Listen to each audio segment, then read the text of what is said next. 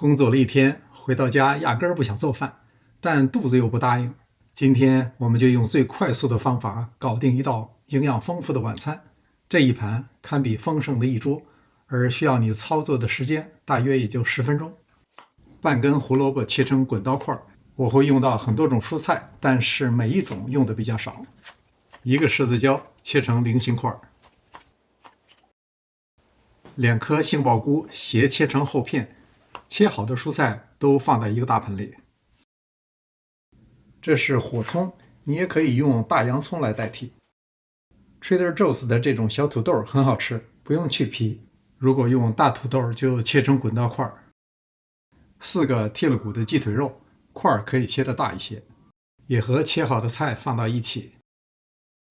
1根迷迭香，用剪刀剪几段，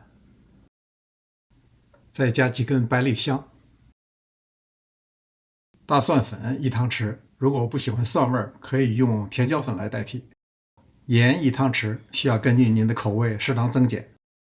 橄榄油6汤匙，不用担心橄榄油是否耐高温，因为我们烤的温度并不是太高。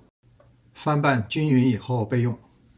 烤盘是11.5乘15英寸，铺上一张烤盘纸，然后把所有的备料都放进来，把所有的材料平铺在烤盘上，最好不要叠加，所以烤盘不能太小。